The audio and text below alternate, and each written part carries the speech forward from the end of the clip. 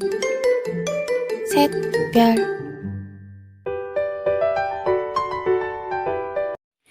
Assalamualaikum warahmatullahi wabarakatuh. Sebelum memulai pelajaran, alangkah baiknya kita untuk berdoa terlebih dahulu. Doa mulai.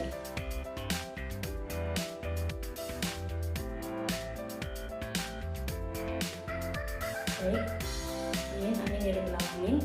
Nah, pada video kali ini kita akan membahas materi tentang menentukan isi kandungan Quran Surah Asy-Syams ayat 1-10 dan Quran Surah Ali Imran ayat 190 dan hadis riwayat Bukhari dari Abu Hurairah radhiyallahu anhu. Yang pertama kita akan membahas tentang isi kandungan dari ayat dan hadis tersebut. Yang pertama yaitu isi kandungan dari Quran Surah Asy-Syams ayat 1-10.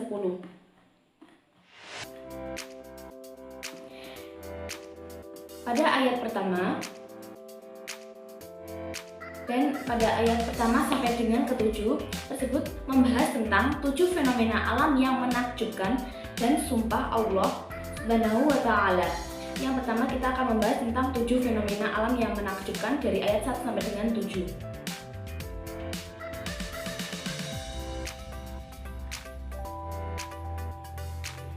Pada awal surah Asy-Syams ayat 1 sampai dengan 7, Allah Subhanahu wa Ta'ala menunjukkan sebagian dari betapa luar biasa ciptaannya, seperti matahari, bulan, siang, malam, langit, bumi, dan jiwa manusia. Semuanya berjalan beratur dalam hukum yang telah ditentukannya, yaitu hukum sunnatullah. Pada ayat pertama yang artinya demi matahari dan cahayanya di pagi hari, yakni sinarnya atau cahayanya yang memberi manfaat bagi tumbuh-tumbuhan maupun makhluk hidup lainnya. Sedangkan Qatadah mengatakan wadduhaha pada pagi hari, yakni siang secara keseluruhan. Ibu Jarir mengatakan bahwa yang benar adalah dengan mengatakan Allah bersumpah dengan matahari dan siangnya karena sinar matahari yang paling tampak jelas adalah pada siang hari. Kemudian pada ayat 2 yang artinya dan bulan apabila mengiringinya, yakni mengikutinya, yaitu ketika matahari tenggelam, bulan pun muncul. Sedangkan Qatadah mengatakan yakni jika mengikutinya pada malam bulan purnama. Jika matahari tenggelam, maka rembulan akan muncul. Ibnu Zaid mengatakan bulan mengikutinya pada pertengahan pertama setiap bulan. Kemudian matahari mengikutinya, di mana bulan mendahulunya pada pertengahan terakhir setiap bulan. Kemudian pada ayat 3 yang artinya dan siang apabila menampakkannya, yakni siang apabila terang benderang, siang ketika nampak jelas dengan cahayanya dan sinarnya dan menyingkap kegelapan. Kemudian pada ayat 4 yang artinya dan malam apabila menutupinya, yakni jika malam menutupi matahari, yaitu saat matahari terbenam sehingga seluruh ufuk menjadi gelap. Pada ayat 5 yang artinya dan langit serta pembinaannya, yaitu langit dan pembangunannya, ketinggiannya yang demikian hebat yang amat sempurna indah. Kemudian pada berikutnya yaitu dan bumi serta penghamparannya, yakni Allah Subhanahu wa Ta'ala membentangkan dan memperluas hingga memungkinkan seluruh makhluk untuk memanfaatkan bumi dengan berbagai seginya. Selanjutnya yang artinya dan jiwa serta penyempurnaannya atau ciptaannya, yakni penciptaan yang sempurna lagi tegak pada fitrah yang lurus. Dan yang terakhir yang artinya maka Allah mengilhamkan kepada jiwa itu ala jalan, kefasikan dan ketakwaannya, yakni Allah mengenalkan dan memahamkannya tentang takwaan dan kebaikannya dan kefasikan dan keburukan. Kemudian kandungan yang kedua yaitu membahas tentang sumpah Allah Subhanahu wa Ta'ala. Setelah Allah Subhanahu wa Ta'ala bersumpah dengan hal-hal atau ciptaannya di atas pada ayat 9 dan 10 ini, surah Asy-Syams ini menjelaskan apa yang hendak ditekankan oleh Allah Subhanahu wa Ta'ala dengan sumpah-sumpah. Yaitu yang pertama, sungguh beruntung dan akan meraih segala apa yang diharapkannya. Siapa yang mensucikan jiwa dan mengembangkan dirinya, firman Allah Subhanahu wa Ta'ala yaitu qad aflaha man zakkaha, yang artinya sesungguhnya beruntunglah orang yang mensucikan jiwa itu. Makna asal kata zakah dalam bertambahnya kebaikan. Maksudnya bahwa siapa saja yang berusaha untuk mensucikan, memperbaiki, dan mengisi jiwa dan memperbanyak amalan, ketaatan dan kebaikan, serta menjauhi segala keburukan, maka pastilah dia akan beruntung. Berarti beruntunglah orang yang mensucikan dirinya dengan iman dan takwa kepada Allah dan membersihkannya dari akhlak tercela dan berbagai hal yang hina. Kemudian yang terakhir yaitu sumpah Allah dalam ayat yang ke-10. Sungguh merugilah siapa yang memendamnya, yakni menyembunyikan kesucian jiwanya. Pada ayat wa qad khaba man dassaha, yang artinya dan sesungguhnya merugilah orang yang mengotorinya. Jadi maksud mengotorinya pada posisi manusia menghinakan dan menjauhkan diri dari petunjuk Allah, sehingga dia berbuat maksiat dan meninggalkan ketaatan kepada Allah Subhanahu wa taala. Makna asal kata dasa adalah menutupi. Orang yang bermaksiat artinya dia telah menutupi jiwanya yang mulia dengan melakukan berbagai macam dosa, menguburnya dengan berbagai hal yang rendah dan hina, menghancurkan dan merusak dengan perbuatan yang tercela, sehingga jiwanya pun menjadi jiwa yang rendah dan hina. Sehingga dengan hal itu jiwa tersebut berhak mendapatkan kesengsaraan dan kerugian di akhirat. Kemudian yang kedua, kita akan membahas isi kandungan dari Quran Surah Al-Imran ayat 190. Mari kita baca bersama-sama.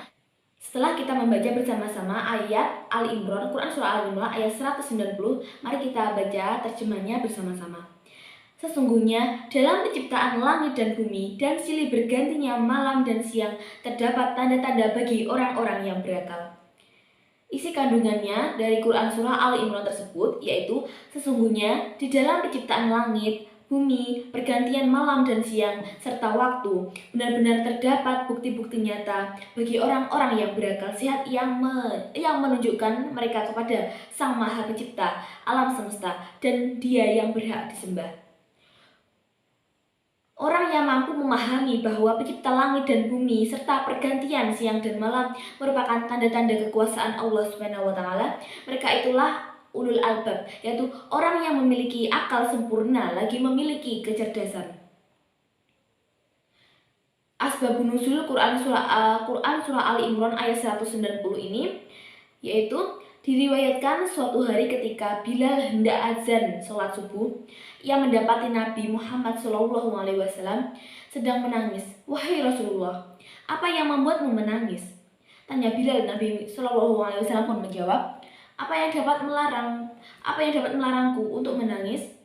Sedangkan telah turun kepadaku malam ini ayat yang artinya sesungguhnya dalam ciptaan langit dan siang dan bumi, sesungguhnya dalam penciptaan langit dan bumi dan pergantian malam dan siang terdapat tanda-tanda kebesaran Allah bagi orang yang berakal. Kemudian beliau bersabda, celakalah bagi orang yang membacanya namun ia tidak mau merenungkannya. Kemudian yang ketiga, kita akan membahas tentang kandungan hadis riwayat Bukhari dari Abu Hurairah.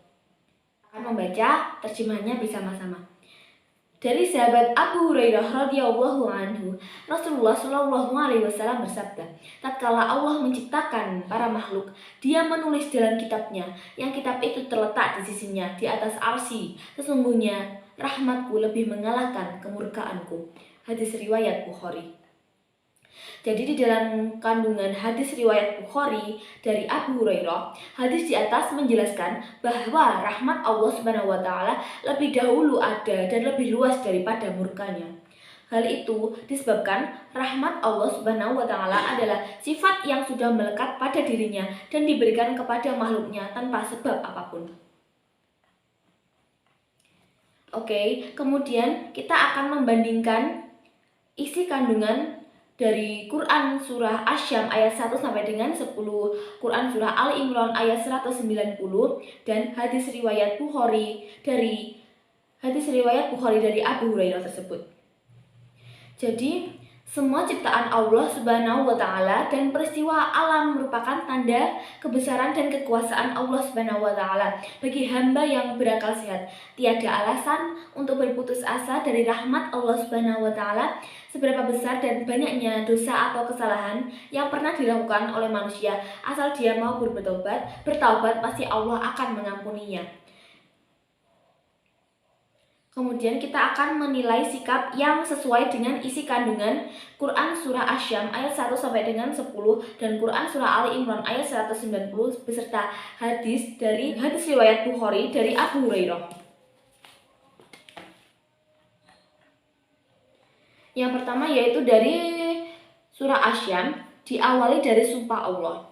Bukan suatu perkara yang ringan, maka tidak boleh digunakan untuk sembrono. Sumpah harus benar-benar diperhatikan dan dipahami. Jangan sampai dalam hidup ini kita melanggar sumpah kita sendiri. Allah bersumpah dengan nikmat-nikmat yang sudah diberikan kepada semua hambanya. Banyak sekali nikmat yang telah diberikan oleh Allah. Saking banyaknya, kadang kita malah memandangnya sebagai hal yang biasa saja. Dalam hidup ini, jika kita selalu merasakan kesusahan, itu berarti kita kurang bisa merasakan nikmat dari Allah Subhanahu wa Ta'ala. Itu bisa dikatakan kita kurang bersyukur.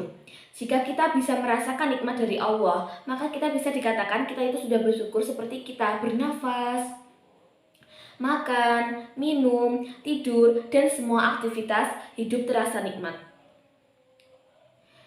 Hidup ini adalah sebuah nikmat dari Allah Subhanahu wa Ta'ala. Kuncinya, apabila kita merasakan nikmat yang telah Allah berikan, jangan sebaliknya justru dibuat menjadi susah. Ayat-ayat dalam Asy-Syam ini menerangkan bahwa banyak nikmat Allah yang begitu besar, namun kita hakikatnya fakir. Fakir itu pengertiannya bukan tidak punya harta, melainkan butuh. Dalam hidup, kita mempunyai banyak kebutuhan. Semakin seseorang mempunyai harta yang banyak, kebutuhannya juga semakin banyak. Itu sudah pasti. Disebutkan dalam kitab Nasaibul Ibad bahwa Allah itu tidak pernah zalim. Di ayat Al-Quran juga diterangkan bahwa Allah akan melaknat orang yang zalim. Tanda orang yang dilaknat Allah itu hidupnya tidak akan bahagia. Ciri-cirinya adalah hidupnya itu tidak tentram. Dalam indikasi hidupnya tidak mendapat nikmat dan rahmat dari Allah Subhanahu wa Ta'ala. Maka tugas kita adalah jangan sampai nikmat yang kita terima berubah jadi laknat.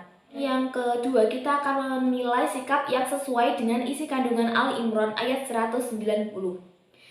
Dalam penggalan surah Ali Imran ayat 190 tersebut, terdapat perilaku terpuji yang senantiasa harus dimiliki orang-orang yang berakal dan beriman, yaitu perilaku yang senantiasa dalam setiap aktivitasnya, duduknya, bahkan dalam keadaan berbaringnya, ia memikirkan akan seluruh penciptaan yang terjadi di dunia ini, baik dari penciptaan manusia, penciptaan langit dan bumi, dan segala penciptaan yang dapat dilihat dan dirasakan oleh manusia.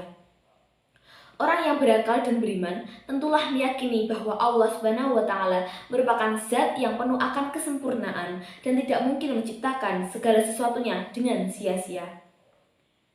Kemudian yang ketiga, kita akan menilai sikap yang sesuai dengan kandungan hadis riwayat Bukhari dari Abu Hurairah. Dari hadis di atas menjelaskan bahwa rahmat Allah Subhanahu wa Ta'ala lebih dahulu dan lebih luas daripada murkanya. Hal itu disebabkan rahmat Allah Subhanahu wa Ta'ala adalah sifat yang sudah melekat pada dirinya dan diberikan kepada makhluknya tanpa sebab apapun. Jadi, tugas kita sebagai makhluk Allah Subhanahu wa Ta'ala, kita tidak boleh lupa akan segala anugerah yang diberikan Allah yang ada di bumi dan seisinya. Kita harus bisa mengilhami pemberian dengan akal sehat dan dengan akhlakul karimah. Kemudian pada materi selanjutnya kita akan membahas tentang bukti fenomena sosial dan fenomena alam yang menunjukkan kekuasaan Allah sesuai dengan isi kandungan dari ayat dan hadis yang kita pelajari tadi. Yang pertama yaitu penciptaan langit dan bumi, pergantian malam dan siang, penciptaan matahari yang menerangi di malam hari dan bulan di malam hari. Jadi penjelasannya, Allah Maha Kuasa atas segala hal yang ada di bumi dan apa yang ada di langit. Tidak ada yang dapat menyamakan atau melebihi kekuasaan Allah. Hal ini sesuai dengan makna dari salah satu Asmaul Husna Allah Subhanahu wa Ta'ala, yaitu Qudrah. Kemudian yang terakhir kita akan membahas tentang hikmah yang dapat diambil dari ayat dan hadis tersebut. Yang pertama, Allah Subhanahu wa taala sering bersumpah atas nama ciptaannya sebelum memberikan peringatan kepada manusia. Kemudian yang kedua, sungguh beruntung orang yang menjaga kesucian jiwanya dengan beramal soleh, dan sungguh merugi orang-orang yang mengotori jiwanya dengan perbuatan buruk dan akhlak tercela. Kemudian yang ketiga, semua ciptaan Allah Subhanahu wa taala dan peristiwa alam merupakan tanda kebesaran dan kekuasaan Allah Subhanahu wa taala bagi hamba yang berakal sehat. Kemudian yang keempat, tiada alasan untuk berputus asa dari rahmat Allah Subhanahu wa taala. Seberapa besar dan banyaknya dosa atau kesalahan yang pernah dilakukan manusia, asal dia mau bertobat, pasti Allah akan mengampuninya.